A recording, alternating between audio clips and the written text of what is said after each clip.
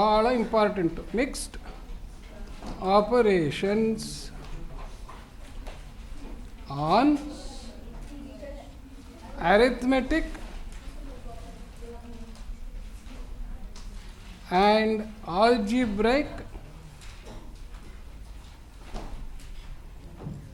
ಹೊಸ mathematical object ಇದು. Fraction ಅನ್ನೋದು ಒಂದು ಮ್ಯಾಥಮ್ಯಾಟಿಕಲ್ ಆಬ್ಜೆಕ್ಟ್.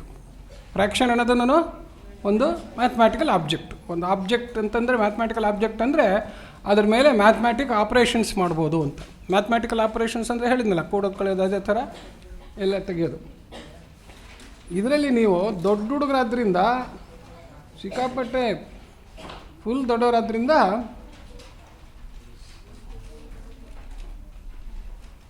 ಎಲ್ಲಿಗೆ ಹೋಗ್ಬೇಕು ನೀವು? ಕಾಂಪ್ಲೆಕ್ಸ್ ಫ್ರ್ಯಾಕ್ಷನ್ಸಿಗೆ ಹೋಗಬೇಕು. ಕಾಂಪ್ಲೆಕ್ಸ್ ಅಂದರೆ ಕಷ್ಟ ಅಂತಲ್ಲ. ಕಾಂಪ್ಲೆಕ್ಸ್ ಅಂದರೆ ಏನು ಹೇಳಿ? ಕಷ್ಟ ಅಲ್ಲ. ನ್ಯೂಮರೇಟ್ರಲ್ಲೂ ಒಂದು ಫ್ರ್ಯಾಕ್ಷನ್ನು, ಡಿನಾಮಿನೇಟ್ರ್ನಲ್ಲೂ ಒಂದು ಫ್ರ್ಯಾಕ್ಷನ್ನು. ಫ್ರ್ಯಾಕ್ಷನ್ ಬೈ ಫ್ರ್ಯಾಕ್ಷನ್ ಆ ಥರ ಆದಾಗ ಅದನ್ನು ಕಾಂಪ್ಲೆಕ್ಸ್ ಫ್ರ್ಯಾಕ್ಷನ್ ಅಂತೀವಿ ಅಷ್ಟೇ. ಏನು ಪರವಾಗಿಲ್ಲ, ಒಂದು ಫ್ರ್ಯಾಕ್ಷನನ್ನು ಏನೇನು ಥರ ಹ್ಯಾಂಡ್ಲ್ ಮಾಡ್ಬೋದು ಇದಕ್ಕೆಲ್ಲ. ಸೊ ಇದಕ್ಕೆ ನಮಗೆ ಬೇಕಾಗಿರೋ basic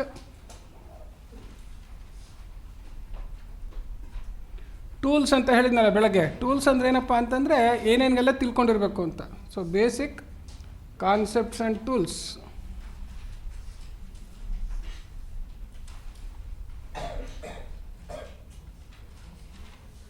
basic concepts and tools ಏನೇನಿರಬೇಕು ಇದಕ್ಕೆ ಅನ್ನೋದು.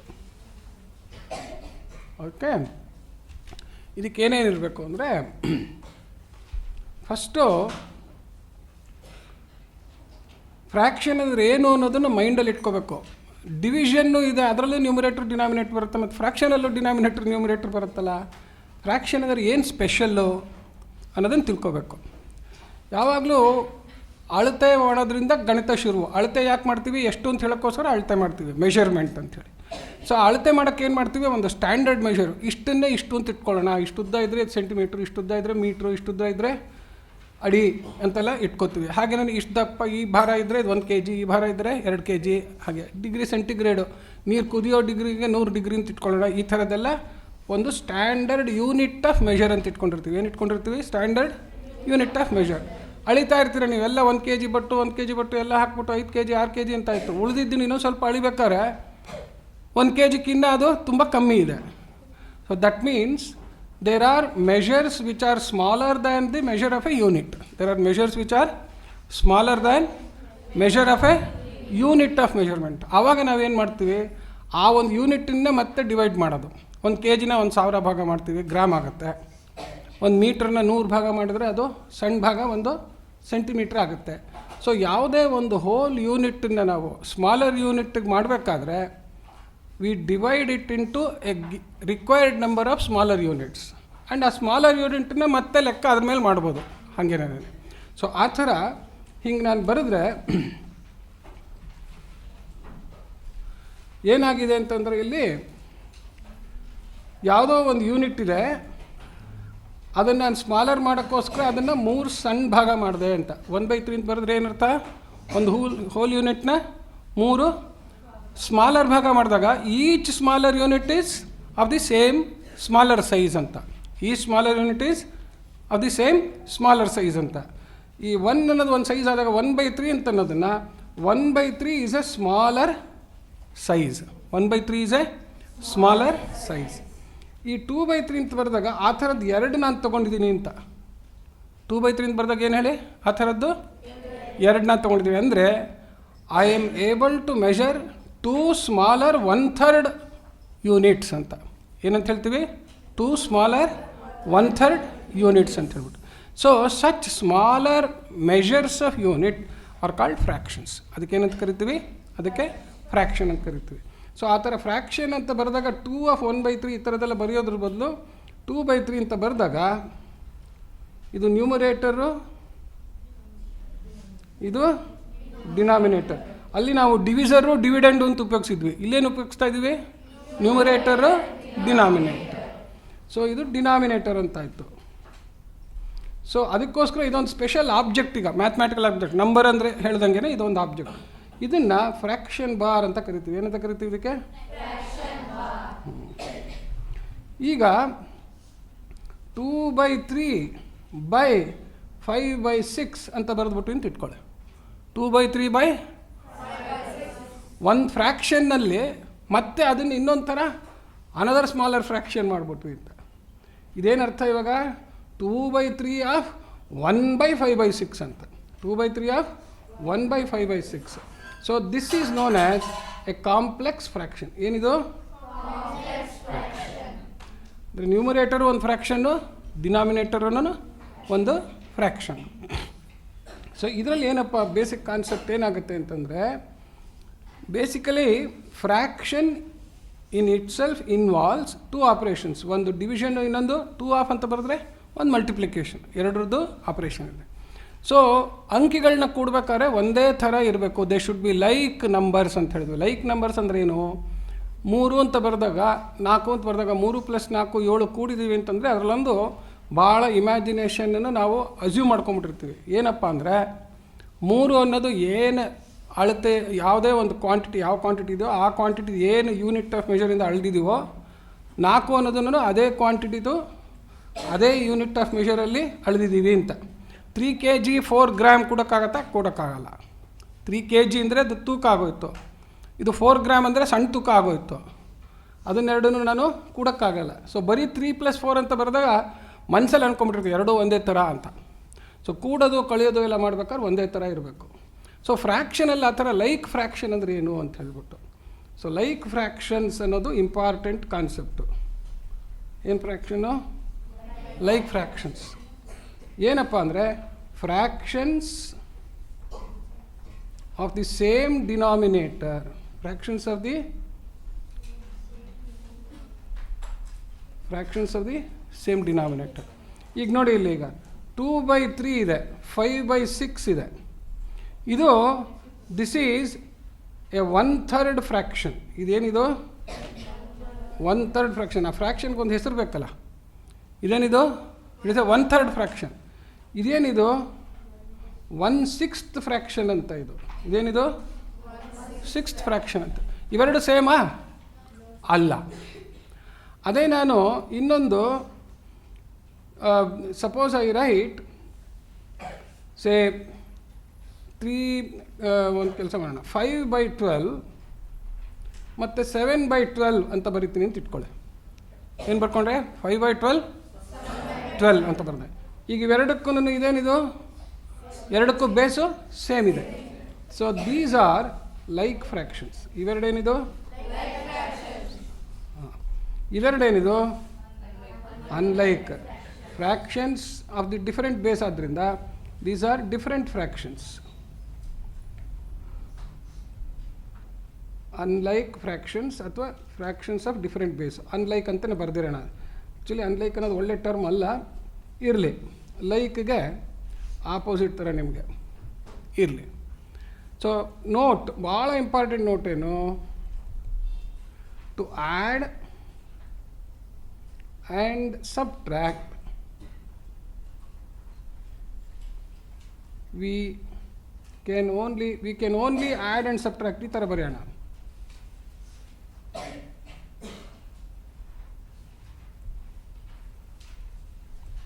We can only add and subtract like fractions.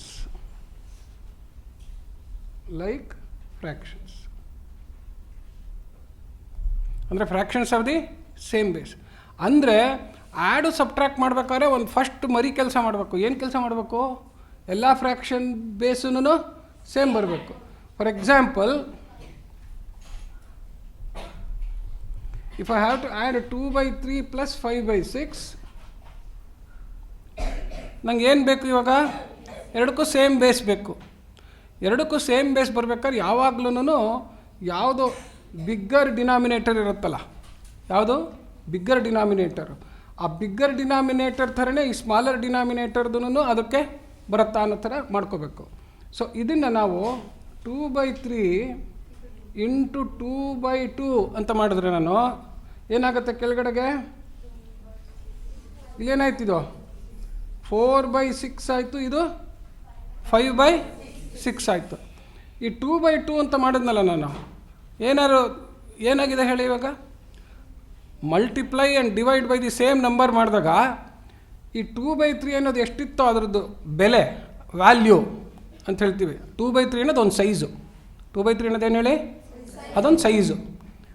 Into 2/2 ಮಾಡಿದಾಗ ಏನಾಗಿದೆ? ಅದ್ರ ಸೈಜ್ ಏನೂ ಚೇಂಜ್ ಆಗಲ್ಲ. ಯಾಕೆ ಹೇಳಿ? 2/2 = 1. ಆದರೆ ಅದರ ಶೇಪ್ ಚೇಂಜ್ ಆಗೋಯ್ತು.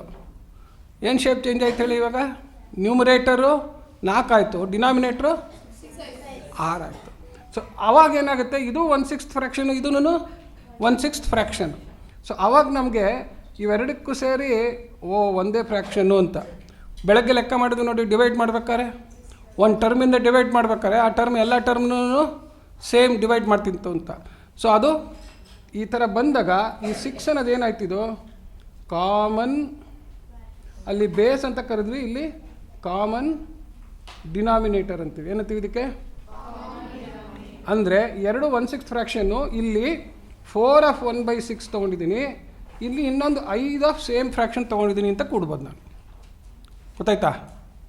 4/1/6 4 ಬದನೆಕಾಯಿ 5 ಬದನೆಕಾಯಿ ಅಂದರೆ 9 ಬದನೆಕಾಯಿ ಅಂತ ಆಯಿತು. ಸೊ 1/6 ಅನ್ನೋದು ಒಂದು ಟೈಪ್ ಆಫ್ ಫ್ರ್ಯಾಕ್ಷನ್. ಗೊತ್ತಾಯ್ತಾ? ಸೊ ಈ ಕಾಮನ್ ಡಿನಾಮಿನೇಟರ್ ಕಂಡುಹಿಡಿಯೋದಕ್ಕೆ ನಾವು we have to use what is known as lowest common multiple ಅನ್ನೋದು. ಲೋಯೆಸ್ಟ್ ಕಾಮನ್ ಮಲ್ಟಿಪಲ್ ಅಂತ. ಗೊತ್ತಾಯ್ತಾ? ಈಗ ಇನ್ನೂ ಒಂದು ಇದರಲ್ಲಿ ಇಂಪಾರ್ಟೆಂಟ್ ಅರ್ಥ, 4/6 ಅನ್ನೋದ್ರದ್ದು 2 × 2/3 × 2 ಅಂತ ಬರೋದ್ವಲ್ಲ, ಏನು ಮಾಡಿದ್ದೀವಿ ಹೇಳಿ? 4ರದ್ದು ಫ್ಯಾಕ್ಟರ್ಸ್ ಕಂಡುಹಿಡಿದಿದ್ದೀವಿ, 6ರದ್ದು ಫ್ಯಾಕ್ಟರ್ಸ್ ಕಂಡುಹಿಡಿದಿದ್ದೀವಿ. ಕಾಮನ್ ಫ್ಯಾಕ್ಟರ್ಸ್ ಆದಮೇಲೆ ಮೇಲೆ ನ್ಯೂಮಿನೇಟರು ಕೆಳಗಡೆ ಡಿನಾಮಿನೇಟರು 2/3 ಬಂತು. ಈಗ 2/3 ಸ್ಟೇಜಲ್ಲಿ ಮೇಲೆ ನ್ಯೂಮಿನೇಟರ್ಗೂ ಡಿನಾಮಿನೇಟರ್ಗೂ ಇನ್ಯಾವುದೂ ಕಾಮನ್ ಫ್ಯಾಕ್ಟರ್ಸ್ ಇಲ್ಲ. ಇನ್ಯಾವುದೂ ಕಾಮನ್ ಫ್ಯಾಕ್ಟರ್ಸ್ ಇಲ್ಲ. ಅದನ್ನು lowest form or reduce or irreducible form ಅಂತ. ಇನ್ನೇನು ಅದನ್ನು ನಾನು ರಿಡ್ಯೂಸ್ ಮಾಡೋಕ್ಕಲ್ಲ. ಆರ್ ಇರ್ರೆಡ್ಯೂಸಿಬಲ್ ಫ್ರ್ಯಾಕ್ಷನ್ ಅಂತ. ಏನಂತಾಯಿತು? ಇರ್ರೆಡ್ಯೂಸಿಬಲ್.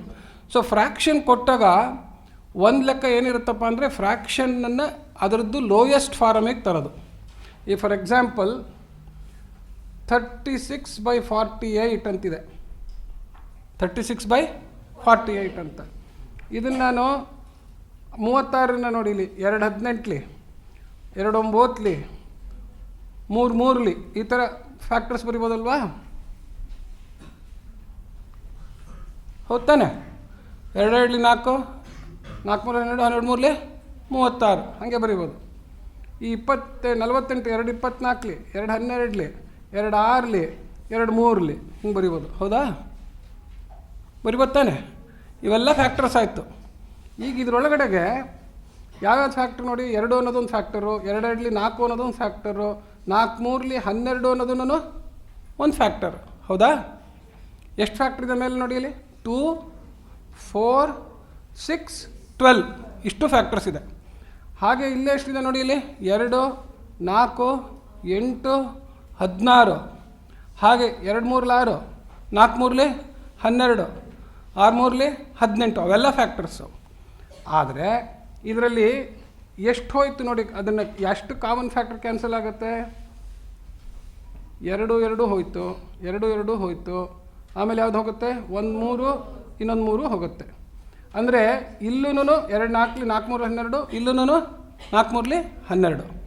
So there is one biggest common factor. ಏನಿದೆ? There is one biggest common factor.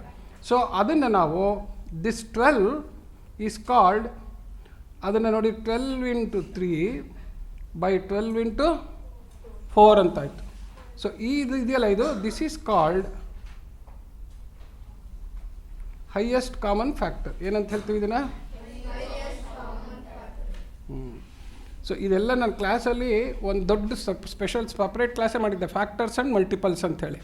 So ಅದರದ್ದು ಗ್ಯಾರಂಟಿ ಕಾನ್ಸೆಪ್ಟ್ ಏನು ಹೇಳಿ? Factors divide exactly their multiple ಅಂತ. Their multiple. 36 ಅನ್ನೋದೇನದು? ಮಲ್ಟಿಪಲ್. 36 ಅನ್ನೋದೇನದು ಹೇಳಿ? ಅದು ಮಲ್ಟಿಪಲ್. 12, 3, 2 ಏನದು? Factors. Multiple are divisible. Multiples are divisible by their factors. by their factors. ನೋಡಿ, ಒಂದು ಡಿವಿಸರ್, ಇನ್ನೊಂದು ಡಿವಿಡಬಲ್. ಅದು ಒಂದು ಡಿವಿಸಿಬಲ್ ಅನ್ನೋದು. ಈ ಡಿವಿಸಿಬಲ್ ಅನ್ನೋದು ಏನಾಗಿರುತ್ತೆ? ನ್ಯೂಮಿನೇಟ್ರಲ್ಲಿರುತ್ತೆ. ಡಿವಿಸರ್ ಅನ್ನೋದು ಏನಾಗಿರುತ್ತೆ? ಡಿನಾಮಿನೇಟ್ರಲ್ಲಿರುತ್ತೆ. ಡಿವಿಸರ್ ಏನಿರುತ್ತೆ? ಡಿನಾಮಿನೇಟ್ರಲ್ಲಿರುತ್ತೆ. ಸೊ ಯಾವಾಗಲೂ ಅದಕ್ಕೋಸ್ಕರ ನೋಡಿ, ಇಲ್ಲಿ ಲೋಯೆಸ್ಟ್ ಕಾಮನ್ ಮಲ್ಟಿಪಲ್ ಅಂತಂತಂದ್ರೆ ಏನಾಯಿತು?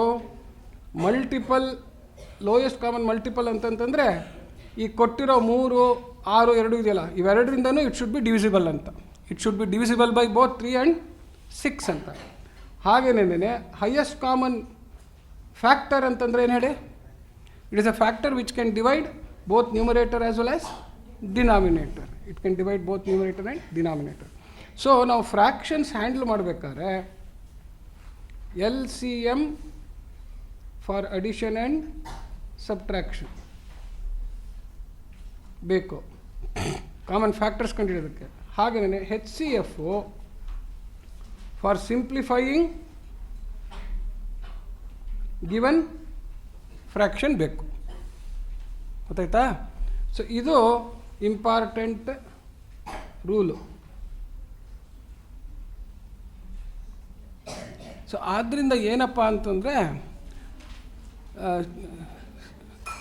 ಶೋಭಾ ಅವ್ರಗಳಿಗೆ ನಾವು ಮಾಡಿದ್ದು ನೋಟ್ಸಲ್ಲಿ ಈ highest common factor, lowest common ಮಲ್ಟಿಪಲ್ನ ಪ್ರೈಮ್ ಫ್ಯಾಕ್ಟರ್ಸ್ ಯೂಸ್ ಮಾಡಿ ಹೇಗೆ ಮಾಡೋದು ಅನ್ನೋದನ್ನು ತೋರಿಸಿದೆ ಅದನ್ನು ಅಲ್ವಾ. ಸೊ ಬೇಸಿಕಲಿ ಇವಾಗ ನಮ್ಗೆ ಏನೇನು ಬೇಕು ನೋಡಿ, ಇಲ್ಲಿ prime factorisation of numbers tools ಏನೇನು ಅಂದರೆ ನಿಮ್ಗೆ ಏನೇನು ಸ್ಕಿಲ್ಸ್ ಬೇಕು ಅಂತ ಹೇಳ್ಬಿಟ್ಟು, ಒಂದು ಪ್ರೈಮ್ ಫ್ಯಾಕ್ಟರೈಸೇಷನ್ ಆಫ್ ನಂಬರ್ಸ್ ಅಂದರೆ integers, prime factorisation of numbers. ಇನ್ನೊಂದು factorisation of algebraic terms. Factorisation of algebraic terms. ಈ ಪ್ರೈಮ್ ಫ್ಯಾಕ್ಟರೈಸೇಷನ್ ಯಾತಕ್ಕೆ ಬೇಕು ಅಂತಂದರೆ, ಇದಿಷ್ಟು ನಾನು both of that is needed for this will help us finding LCM and HCF. ಏನು ಕಂಡುಹಿಡಿಯಕ್ಕೆ ಬೇಕಾಗುತ್ತದೋ? LCM, HCF. LCM, HCF ಯಾಕೆ ಬೇಕು? ಫ್ರ್ಯಾಕ್ಷನ್ಸ್ ಮೇಲೆ ಕೆಲಸ ಮಾಡೋಕ್ಕೆ ಬೇಕು. ಕೂಡೋದು, ಕಳೆಯೋದು, ಗುಣಿಸ್ಬೇಕಾದ್ರೆ ಪರವಾಗಿಲ್ಲ, numerator into numerator, denominator into denominator ಭಾಗಿಸ್ಬೇಕಾದ್ರೆ ರೆಸಿಪ್ರೋಕಲ್ ಆಗುತ್ತೆ. That is not an issue. Okay, ಅದೆಲ್ಲ ರೂಲ್ಸು ಬರೆದಿದ್ದೀನಿ ಆ ನೋಟ್ಸಲ್ಲಿ. ಓಕೆ, ಆ ರೂಲ್ಸ್ ಇನ್ನೊಂದ್ಸತಿ ಕ್ವಿಕ್ಕಾಗಿ ಬರಿತೀನಿ ನೋಡಿ. ಇಲ್ಲಿ LCM ಅಂದರೆ ಏನದು? It is a multiple. It is ಏನದು? It's a multiple. ಯಾವ್ಯಾವುದ್ರದ್ದು ಅಂತಂದರೆ ಮಲ್ಟಿಪಲ್ ಆಫ್ LCM ಅಂದರೆ ಏನು ಹೇಳಿ? ಅದು it should be divisible. Multiple ಅಂದರೆ ಡಿವಿಸಿಬಲ್. ಡಿವಿಸಿಬಲ್ ಆಗಬೇಕಾದ್ರೆ ಅದರ ಬೆಲೆ ಜಾಸ್ತಿ ಇರಬೇಕು. ಡಿವಿಸಿಬಲ್ ಆಗ್ಬೇಕಾದ್ರೆ ಏನಾಗಬೇಕು ಹೇಳಿ? ಅದರ ಬೆಲೆ ಜಾಸ್ತಿ ಇರಬೇಕು. ಅದಕ್ಕೋಸ್ಕರ ಮಲ್ಟಿಪಲ್ ಆಫ್ ಹೈಯೆಸ್ಟ್ ಪವರ್ಸ್,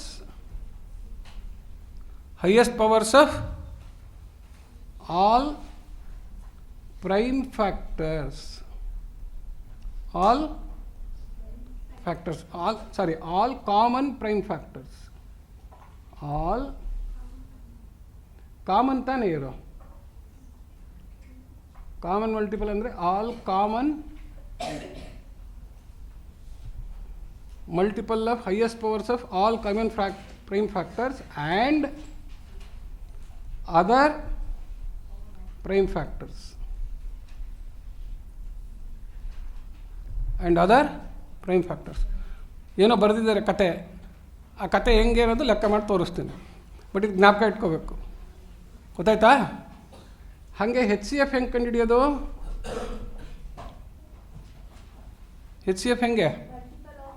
ಅದೂ ಮಲ್ಟಿಪಲ್ಲೇನೆ. ಅದು ಏನದು? ಮಲ್ಟಿಪಲ್ಲು. ಆದರೆ ಹೆಚ್ ಸಿ ಎಫ್ ಅನ್ನೋದು ಏನು ಹೇಳಿ, ಅದು ಡಿವಿಸರ್. ಅದು ಏನದು? ಡಿವಿಸರ್ ಅಂದರೆ ಕಮ್ಮಿ ಇರಬೇಕು. ಆದ್ದರಿಂದ ಲೋಯೆಸ್ಟ್ ಪವರ್ ಯಾವುದ್ರದ್ದು? Lowest powers of all common prime factors. ಈ ಪ್ರೈಮ್ ಫ್ಯಾಕ್ಟರ್ ಕೆಳಗಡೆ ಬ್ರ್ಯಾಕೆಟ್ನಲ್ಲಿ ಲೆಟರ್ಸ್ ಅಂತ ಬರ್ಕೊಂಡಿದೆ. ಲೆಟರ್ಸ್ ಯಾವಾಗ? ಆಲ್ಜಿಬ್ರಾದಲ್ಲಿ. ಲೆಟರ್ಸ್ ಯಾವಾಗ? ಆಲ್ಜಿಬ್ರಾದಲ್ಲಿ. ಓಕೆ. ಕೆಲವು ಸತಿ ಏನಾಗ್ಬಿಡುತ್ತೆ ಅಂತಂದರೆ ಫ್ಯಾಕ್ಟ್ರೈಸ್ ಮಾಡೋದೇ ಒಂದು ಕೆಲಸ. ಚಪಾತಿ ಈಸಿ, ಹೋಳಿಗೆ ಮಾಡಬೇಕು ಅಂದರೆ ಹೂರ್ಣ ಮಾಡ್ಕೋಬೇಕು, ಅದರೊಳಗೆ ಇಡಬೇಕು, ಆಮೇಲೆ ಲಟ್ಟಿಸ್ಬೇಕು, ಈ ಥರದ್ದೆಲ್ಲ ಆಗುತ್ತೆ. ಸೊ ಪ್ರೈಮ್ ಫ್ಯಾಕ್ಟರ್ ಅಂದರೆ ಹೋಳಿಗೆ ಮಾಡ್ದಂಗೆ ಫ್ಯಾಕ್ಟ್ರೈಸ್ ಮಾಡಿಬಿಟ್ಟು ಮಾಡೋದು. ಸೊ ಹೆಚ್ ಸಿ ಎಫ್ ಮಾಡ್ಬೇಕಾದ್ರೆ ನನಗೆ ಕಾಮನ್ ಫ್ಯಾಕ್ಟರ್ ಬೇಕಲ್ಲ, ಅದಕ್ಕೊಂದು ಕ್ವಿಕ್ ಮೆಥಡ್ ಇದೆ. ಸೊ ಲೆಕ್ಕ ಮಾಡ್ಬೇಕಾದ್ರೆ ನಾನು ಅದನ್ನು ತೋರಿಸ್ತೀನಿ. ಸೊ ಇವತ್ತೇನಪ್ಪ ಅಂತಂತಂದರೆ, ಇವತ್ತಿನ task L C M H C F ಕಂಡುಹಿಡಿಯೋದು ಹೆಂಗೆ ಅಂತ ಕಲ್ತ್ಕೊಳ್ಳೋದು, ಪ್ರೈಮ್ ಫ್ಯಾಕ್ಟರೈಸೇಷನ್ ಅಂತ. ಅದು ಕಲ್ತ್ಬಿಟ್ರೆ ರೆಡಿ, ನಾಳೆಯಿಂದ ಫ್ರ್ಯಾಕ್ಷನ್ ಮಾಡ್ಕೋಬೋದು. ಸರಿನಾ? ಯಾಕೆ ಎಲ್ ಸಿ ಎಮ್ ಹೆಚ್ ಸಿ ಎಫ್ ಬೇಕು ಗೊತ್ತಾಯ್ತಾ? ಗೊತ್ತಾಗ್ದರೆ ಏನು ಮಾಡೋದು ಹೇಳಿ? ರಾತ್ರಿ ಒಂದು ಸತಿ ಲೆಕ್ಚರ್ ಕೇಳೋದು, ನಿದ್ದೆ ಬಂದರೆ ನಿದ್ದೆ ಮಾಡೋದು. ಇರಲಿ. ಈಗ ನಾನು ಇಷ್ಟೊತ್ತು ತನಕ ಬರೆದಿದ್ರಲ್ಲಿ ಏನಾರು ಡೌಟ್ ಇದ್ದರೆ ಕ್ವಿಕ್ಕಾಗಿ ಕೇಳ್ಬಿಡಿ. ಹಾಂ, ಯಾರಿಗೂ ಏನೋ ಡೌಟು? ಏನಪ್ಪ ಅಣ್ಣ?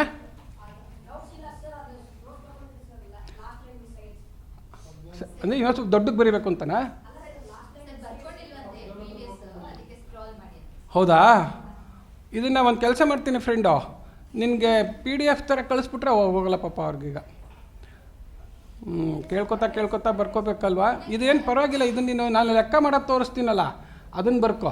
ಲೆಕ್ಕ ಮಾಡ್ಬೇಕಾದ್ರೆ ಇದೆಲ್ಲ ವಾಪಸ್ಸು ಬರುತ್ತೆ. ಆಮೇಲೆ ಇದನ್ನು ನಿಮಗೆ ಪಿ ಡಿ ಎಫ್ ಮಾಡಿ ಕಳಿಸ್ತೀನಿ, ಅವ್ರಿಗೆ ಅದನ್ನು ಪ್ರಿಂಟು ಏನೋ ಥರ ಮಾಡಿ ಕೊಡೋರಂತೆ. ಅಣ್ಣ ಫ್ರೆಂಡು, ಕೇಳಿಸ್ಕೊಂಡು ಅರ್ಥ ಆಗಿದೆ ತಾನೇ ಈಗ? ಹಾಂ, ಅದು ನಂಗೆ ಕೇಳಿದ್ದೀಗ. ಬರ್ಕೊಂಡಿಲ್ಲದಾದರೆ ಬಿಡು, ಬರ್ಕೋಬೋದು, ಆಮೇಲೆ ಟೈಮ್ ಇದೆ. ಈಗ ಎಕ್ಸಾಂಪಲ್ಸ್ ಆನ್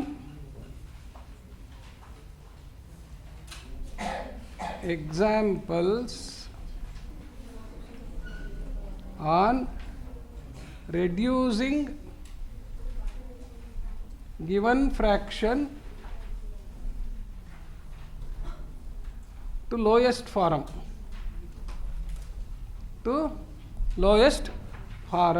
Prime factorization.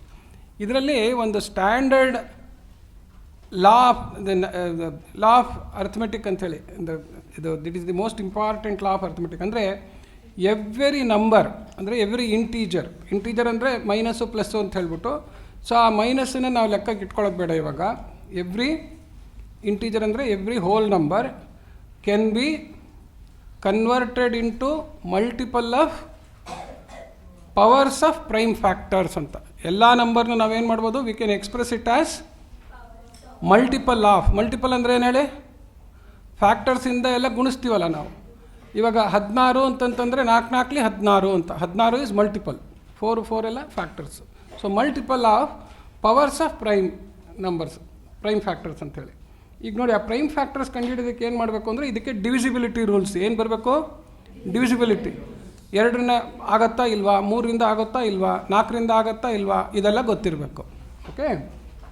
ಈಗ ನೋಡಿ, prime factors of 84, prime factors of 84 ಅದು ಹೆಂಗೆ?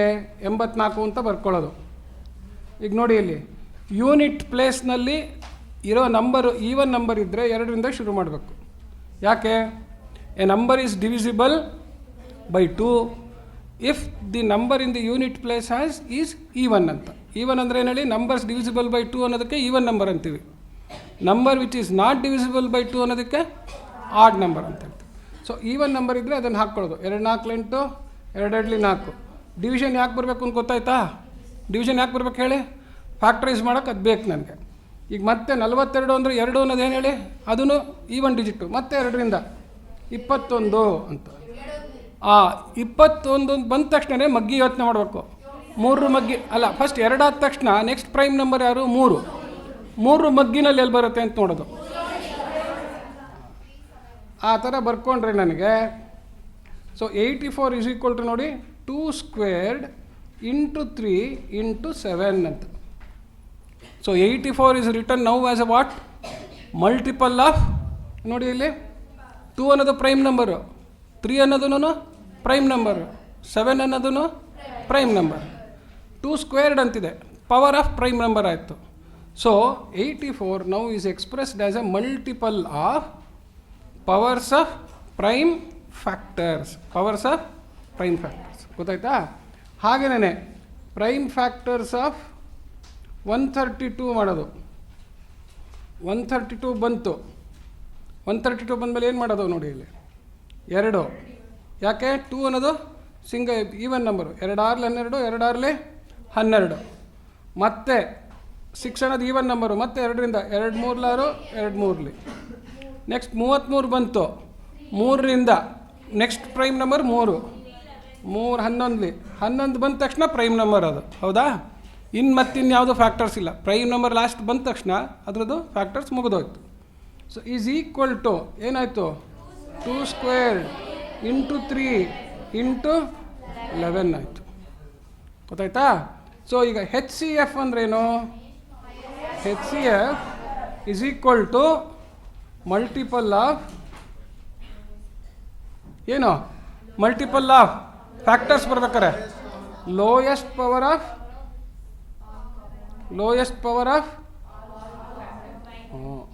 All common factors.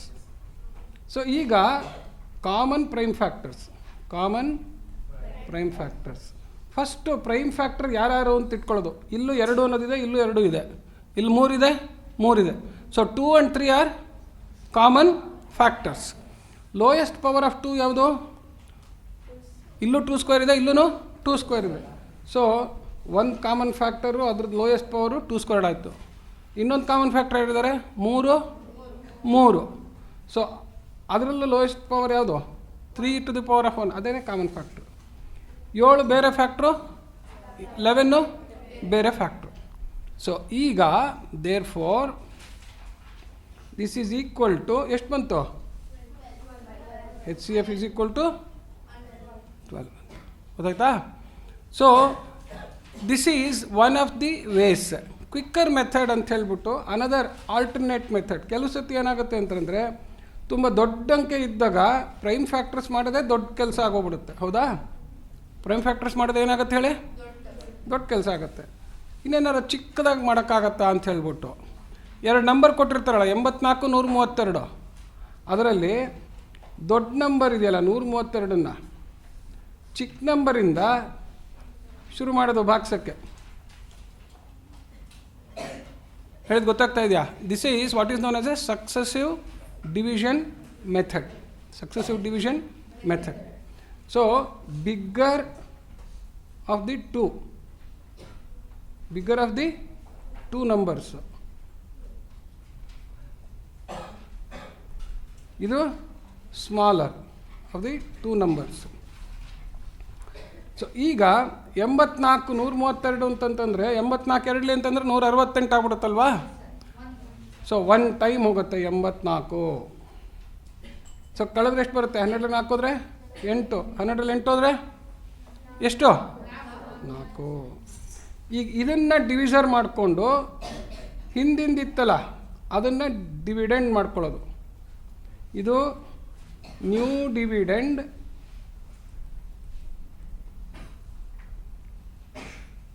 As previous ಡಿವಿಸರ್. ಇದು ರಿಮೈಂಡರ್ ಆಸ್ ನ್ಯೂ ಡಿವಿಸರ್. ಈಗ ಇಲ್ಲೂ ಅಷ್ಟೇ 48 ಎರಡ್ಲಿ 96 ಆಗ್ಬಿಡುತ್ತೆ. ಅದರಿಂದ ಎಷ್ಟು ಸತಿ ಹೋಗುತ್ತೆ? 48 ಒಂದ್ಲಿ, ಹೌದಾ? 14 8 ಹೋದರೆ 6, ಆಮೇಲೆ 7 4 ಹೋದರೆ 3. ಮತ್ತೆ ಅದೇ ಕೆಲಸ ಮಾಡೋದು. ಏನು ಮಾಡಿದೆ ನೋಡಿ ಇಲ್ಲಿ? ಪ್ರೀವಿಯಸ್ ಡಿವಿಸರ್ ಇದು, ಅದೇ ಡಿವಿಡೆಂಡ್ ಆಯಿತು. ಇದೇನಾಯ್ತು? ಇದು ರಿಮೈಂಡರ್ ಆ್ಯಸ್ ಡಿವಿಸರ್ ಆಯಿತು. ರಿಮೈಂಡರ್ ಆ್ಯಸ್ ಡಿವಿಸರ್ ಆಯಿತು, ಹೌದಾ? ಈಗ 36 ಒಂದ್ಲಿ 36 ಎಷ್ಟು ಬಂತು? ಈಗೇನು ಮಾಡೋದು? ಪ್ರೀವಿಯಸ್ ಡಿವಿಸರು, ಇದು ರಿಮೈಂಡರ್ ಆ್ಯಸ್ ಡಿವಿಸರ್ ಆಯಿತು. 12 3ಲಿ 36, ಹೌದಾ? ಎಷ್ಟು ಬಂತು ಕಡೆಯಲ್ಲಿ remainder? The divisor which gives 0 remainder is the HCF ಅಂತ. ಯಾವ್ದು ಹೇಳಿ? ಡಿವಿಸರ್ನೇನು ಹೆಂಗೆ ಕಂಡಿಡ್ಕೊಂಡು ಬಂದ್ವಿ? ಡಿವಿಸರ್ನ remainder was made the new divisor, previous divisor was made the new dividend. ಆ ಥರ ಮಾಡ್ಕೊಂಡು ಬರ್ತಾ ಇದ್ದಾಗ ಯಾವುದೋ ಒಂದು ಲೇಟೆಸ್ಟ್ ಡಿವಿಸರ್ಗೆ ರಿಮೈಂಡರ್ ಎಷ್ಟು ಬರುತ್ತೆ? 0 ಬರುತ್ತೆ. ಆ ಯಾವ ಡಿವಿಸರ್ಗೆ 0 ಬರುತ್ತೋ ಅದು the last divisor giving 0 remainder is HCF ಅಂತ. ಇದು HCF ಕ್ಯಾನ್ ಬಿ ಯೂಸ್ಡ್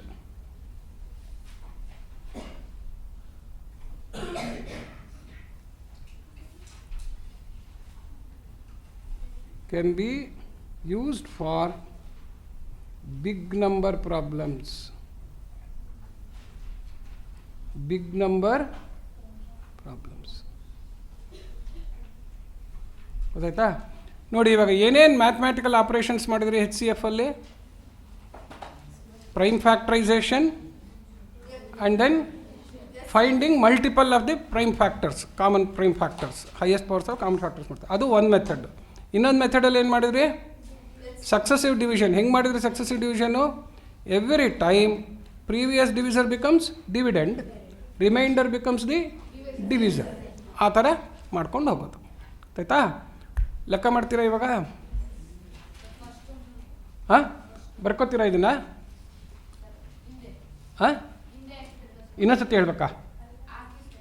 ಹಾಂ ಬರ್ಕೋ ಗುರು. ಕಾಣಿಸ್ತಾ ಇಲ್ವಾ? ಇದ್ರ ಹಿಂದಿಂದು ಬರ್ಕೋಬೇಕಾ? ಹಾಂ, ಬರ್ಕೋ ಗುರುವೆ. ಒಂದು ಚೆನ್ನಾಗಿ ತಿಳ್ಕೊಳ್ಳಿ, LCM HCF ಕಂಡುಹಿಡಿಯೋದು ಭಾಳ ಇಂಪಾರ್ಟೆಂಟ್ ಸ್ಕಿಲ್ಲು. ಗೊತ್ತಾಯ್ತಾನಮ್ಮ? ಅದ್ರದ್ದು ಮಾಡೋಕ್ಕೆ ಬಂತು ಅಂದರೆ ಎಲ್ಲ ಟಕ ಟಕ ಟಕ. ಫ್ರ್ಯಾಕ್ಷನ್ ಆಮೇಲೆ ಫ್ರ್ಯಾಕ್ಷನ್ನೇ ಅಲ್ಲ, ಲೆಕ್ಕನೇ ಅಲ್ಲ.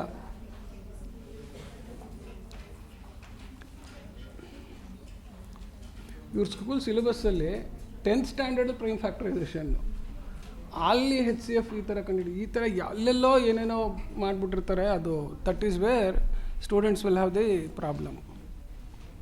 ಓಕೆ, ಬರ್ಕೊಂಡ್ರಾ?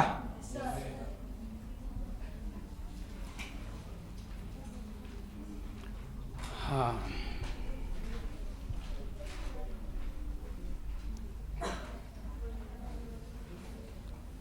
ಸೊ ಈಗ ನೋಡಿ ಇಲ್ಲಿ ಅದ್ರ ಜೊತೆಗೆ ಇನ್ನೊಂದು ತೋರಿಸ್ತೀನಿ. ಹೌ ಟು ಯೂಸ್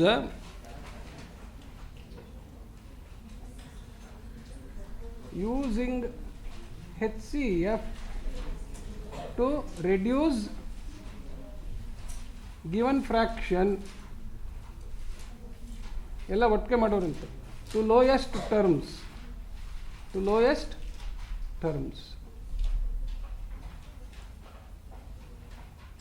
ಟರ್ಮ್ ಅಂದರೆ ಲೋಯೆಸ್ಟ್ ಫಾರ್ಮ್, ಲೋಯೆಸ್ಟ್ ಟರ್ಮ್ ಅಲ್ಲ, ಲೋಯೆಸ್ಟ್ ಫಾರ್ಮ್. ಲೋಯೆಸ್ಟ್ ಫಾರ್ಮ್ ಅಂದರೆ ಏನು ಹೇಳಿ?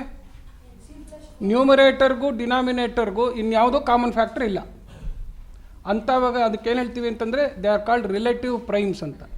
ಎರಡು ನಂಬರ್ಗೆ ಏನು ಕಾಮನ್ ಫ್ಯಾಕ್ಟರ್ ಇಲ್ಲದೆ ಹೋದರೆ ಅದಕ್ಕೇನಂತೀವಿ? ರಿಲೇಟಿವ್ ಪ್ರೈಮ್ ಅಂತ. ಅವೆರಡಕ್ಕೂ ಕಾಮನ್ ಫ್ಯಾಕ್ಟರು 1. ಅವೆರಡಕ್ಕೂ ಕಾಮನ್ ಫ್ಯಾಕ್ಟರ್ ಯಾವ್ದು ಹೇಳಿ? 1. ಅಂದರೆ 1 ಕ್ಯಾನ್ ಡಿವೈಡ್ ಎನಿ ನಂಬರ್, ಹೌದಾ? ಸೊ ಅವೆರಡಕ್ಕೂ common factor, highest common factor is 1. So ನೀವು ಈ ಥರ ಮಾಡ್ಕೊಂಡು ಬಂದಾಗ 12 ಜಾಗದಲ್ಲಿ ಲಾಸ್ಟಲ್ಲಿ 1 ಅಂತ ಮಾಡಬೇಕಾಗಿ ಬಂದರೆ ಏನು ಮಾಡಬೇಕು? ಆವಾಗ 1 ಹೆಚ್ ಸಿ ಎಫ್. ಯಾವಾಗ 1 ಹೆಚ್ ಸಿ ಎಫ್ ಆಗುತ್ತೋ ಅದು lowest form of the fraction. So given fraction. So using H C F ಇಲ್ಲಿ ಮಾಡಿದ್ವಲ್ಲ ಲೆಕ್ಕ, reduce 84/132 to lowest form. Lowest form. Okay, ಲೆಕ್ಕ ಹಿಂಗಿರುತ್ತೆ ಅಂತ ಇಟ್ಕೊಂಡು reduce 84/132 to lowest form. So as previously shown,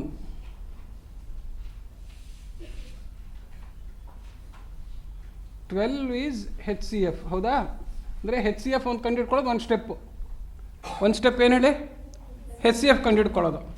H C F ಕಂಡುಹಿಡ್ಕೊಂಡ್ಮೇಲೆ find quotient of numerator and denominator by dividing them by HCF. Dividing them by H C F ಅಂದರೆ 84ರಲ್ಲಿ that is find the quotient ಅಂದರೆ other factor ಅಂತ. Quotient ಅಂದರೆ ಏನು ಹೇಳಿ? Other factor. Common factor ಅಲ್ಲದೆ ಇನ್ಯಾವ ಫ್ಯಾಕ್ಟರ್ ಇದೆ ಅಂತ. ಕೋಶೆಂಟ್ ಅಂದರೆ ಅದರ್ ಫ್ಯಾಕ್ಟರ್. ಸೊ 84ನ ನಾವು 12ರಿಂದ ಮಲ್ಟಿಪ್ಲೈ ಮಾಡಿದ್ರೆ 12ರ ಮಗ್ಗಿನಲ್ಲಿ 84 ಏನು? 12 84. ಹೌದಾ? ಸೊ 84 ಈಕ್ವಲ್ಸ್ 12 ಇಂಟು 7 ಅಂತ ಆಯಿತು. 84 ಈಕ್ವಲ್ಸ್ ಏನಾಯ್ತು ಹೇಳಿ? 12 ಇಂಟು 7. ಹಾಗೇನೇ 132 divided by the same H C F ಮಾಡಿದ್ರೆ 12 ಒಂದ್ಲಿ 12, 3 ಹೋದರೆ 1, ನೆಕ್ಸ್ಟ್ 12 ಉಳಿತು, 12 ಒಂದ್ಲಿ 12. ಸೊ ಲಾಂಗ್ ಡಿವಿಷನ್ ಯಾಕೆ ಬೇಕು ಗೊತ್ತಾಯ್ತಾ? ಸೊ ಲಾಂಗ್ ಡಿವಿಷನ್ನು ಬೇಕಾಗತ್ತೆ. ಸೊ ದೇರ್ ಫೋರ್ ಏನಾಯಿತು? 132 ಈಸ್ ಈಕ್ವಲ್ ಟು ಏನಾಯಿತು? 12 ಇಂಟು 11. 12 ಇಂಟು 11.